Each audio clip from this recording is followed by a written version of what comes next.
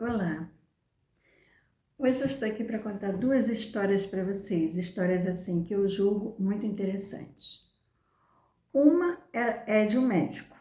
A minha amiga passou mal há anos atrás, né? Passou mal, chamou a ambulância, aí chegaram o médico e o enfermeiro. Antes eu vou fazer uma pausa para dizer.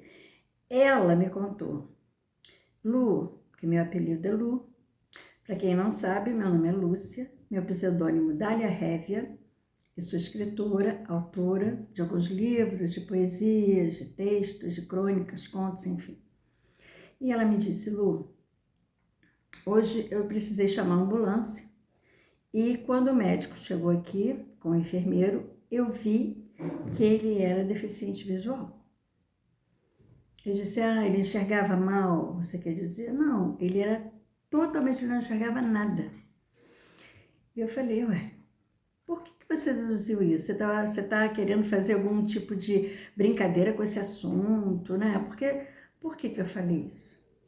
Porque a gente tem a mania, né, de só acreditar, só achar viável coisas nas quais a gente acredita. Então, minha primeira reação foi, não é possível, isso é uma brincadeira. Como é que pode um médico atender um paciente sendo um deficiente visual que não enxerga nada de nenhum dos olhos, né? E aí ela disse, não, é verdade, qual o problema? Eu notei, por quê? Porque ele pediu, assim que ele chegou, ele pediu para ir ao banheiro, ele devia estar, né, com vontade e tal. E eu disse que sim, mostrei o banheiro, e ele continuou parado no mesmo lugar. E o enfermeiro foi guiando ele, e ele foi tateando assim, na parede para conseguir entrar no banheiro. Aí eu percebi. Aí eu disse, mas não é possível então. Como ele poderia ser médico? Dessa forma, como é que ele poderia atender alguém? Como é que ele pode te atender? Ela falou assim, não, isso não tem problema nenhum. O médico não tem problema nenhum ele ser deficiente visual. Porque minha amiga já tinha uma cabeça muito normal, né? Muito na frente, ela pensava fora da caixa. E foi criada por uma senhora maravilhosa, muito à frente do seu tempo, né, Dona Dalva, que inclusive eu cito essa senhora no vídeo que tem o título Como Ser Sempre Agradável. Eu conto algumas historinhas dessa senhora. E ela foi criada por essa senhora. E ela disse, não, realmente o médico não precisa ser assim. Ele não precisa enxergar para atender. Ele estudou, ele se formou para ser médico. Então, e geralmente é assim, né, gente? Quando um sentido não funciona, os outros todos se desenvolvem muito melhor. Então, ele deveria ter o tato mais aguçado, a audição mais aguçada. Eu não sei, eu não sou médica, eu sou leiga. Eu estou dizendo o que eu acho, pelo que eu li, pelo que me informei. E ela disse o seguinte, o médico não precisa realmente enxergar. Por quê? O médico escuta o paciente. Se necessário, aí o médico vê se tem febre, se necessário, peraí, vê se tem febre, mas eu vou explicar melhor, né? Se necessário, apalpa aonde a queixa do paciente, para ver se o abdômen está distendido, para ver se tem um inchaço, se tem um gânglio, né, aumentado, apalpa. E o enfermeiro que está junto dele é que faz a parte braçal, ela me falou assim. Então ele mede a temperatura, ele vai aferir a pressão, ele vai aplicar o medicamento, no caso, ela toma uma injeção, né? Aplicar o medicamento que o médico receitou, baseado no seu estudo, na sua experiência como médico. Então não tem problema nenhum. O médico, na verdade, ele não precisa enxergar. O fato dele não enxergar, deixa eu me expressar melhor, não quer dizer que ele não possa exercer a profissão dele de uma forma muito boa, muito adequada e satisfatória para o paciente e para ele. E foi uma incrível lição para mim, porque eu não tinha pensado dessa forma. Na minha mente, não. Por quê? Porque a gente acha que, enquanto pacientes, enquanto pessoas naquele momento da doença mais frágeis, né, projetamos no médico como se ele fosse um salvador.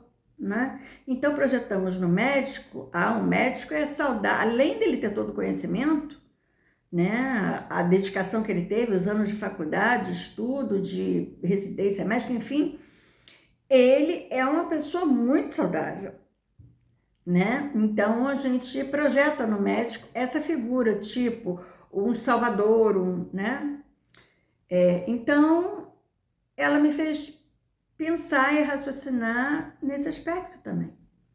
Em todas as profissões, em quase todas as profissões, as pessoas sim podem ter algum grau de deficiência. Eu diria que mais de 90% das profissões, né? Tem algumas que não, que exigem realmente que você enxergue, né, e tal, mas enfim, estou falando dessa deficiência no caso. Então, foi muito bom, como sempre, né? Eu digo que eu tenho uma frase minha, algumas frases você já conhece, eu tenho uma frase minha que diz: minha vida é um livro aberto, sempre na mesma página. Introdução. Ou seja, a cada dia a gente aprende, todos nós, eu procuro aprender ao máximo e pensar muito sobre alguma coisa nova que chega para mim, uma informação nova, para não ficar presa aos meus conceitos, ou pré-conceitos, ou pós, tudo pode mudar, né? E a outra história que eu acho interessante contar foi de uma outra amiga. Eu coleciono histórias, não só minhas, como das pessoas próximas, das pessoas que eu conheço, já sabem que eu sou escritora, já vem me contar as histórias, né? E tem uma outra que foi assim: a minha amiga entrou no ônibus, ela veio da faculdade, ela fazia medicina, e muito cansada naquele dia, horário integral, ficou o dia inteiro, entrou no ônibus para ir para sua casa. Sentou num banco na janela, na frente do ônibus. E logo depois entrou um rapaz que ela descreveu na época, né, como sendo lindo, maravilhoso, um gato, inclusive tão bem vestido que estava de terno, de roupa social, como se fosse para algum evento, né? E sentou ao lado dela. E ela ainda achou assim: olha, ela estava solteira, quem sabe, uma chance, né?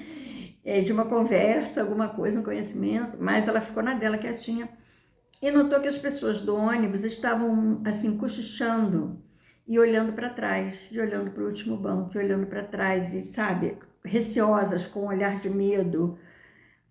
Ela olhou também, e no último banco tinha um rapaz, assim, muito humilde, vestido de forma humilde, mas sério. Talvez ele estivesse, assim, sério, carrancudo, né, com uma expressão fechada, por todos os olhares que ele já tinha recebido, né? De julgamento ou de pré-julgamento, né? No caso, ou de discriminação.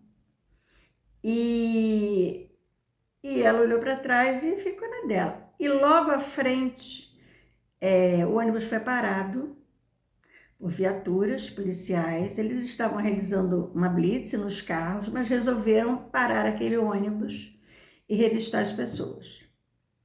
E quando o ônibus para, né, o que acontece? O rapaz que estava ao lado dela, que ninguém poderia imaginar, pela aparência dele, que ele fizesse qualquer coisa de errado, né? Então o rapaz que estava ao lado dela deu uma gravata nela, passou assim, né, pelo pescoço dela, levantou ela dessa forma e colocou uma arma na cabeça dela. E então, na mesma hora, os policiais que viram do lado de fora entraram no ônibus, conseguiram, não se sabe como, desarmar. Não, minto. Ela, com pavor, né, com susto, ela desmaiou na mesma hora. No que ela desmaiou foi a sorte dela. Depois contaram isso a ela, né? Ela perdeu a consciência. Porque no que ela desmaiou, desequilibrou ele.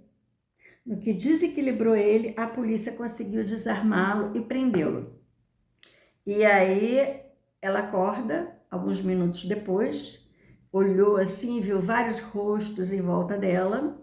Ela estava deitada no colo de um senhor com uma barba assim muito longa, branca, cabelinho branco, e ela olhou, sem nenhum deboche, mas ela olhou, ela me contou que pensou, morri, e esse é São Pedro.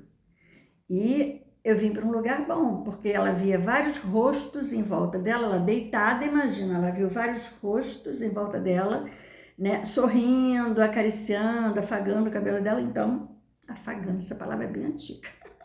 Às vezes me vem palavras assim que eu não sei de onde vieram. Bom, e então ela tremia muito, e esse senhor, inclusive, saltou do ônibus com ela, quando chegou próximo à casa dela, que ela teria que saltar mesmo, e foi ajudando ela, porque ela não conseguia andar de tanto que as pernas dela tremiam. Ou seja, antes disso, o rapaz que estava lá no último banco, né, que todo mundo estava desconfiado dele, que ele pudesse roubar os passageiros e tal, ele estava ali no grupo de pessoas consolando ela, perguntando se podia ajudar de alguma forma, tentando acalmar.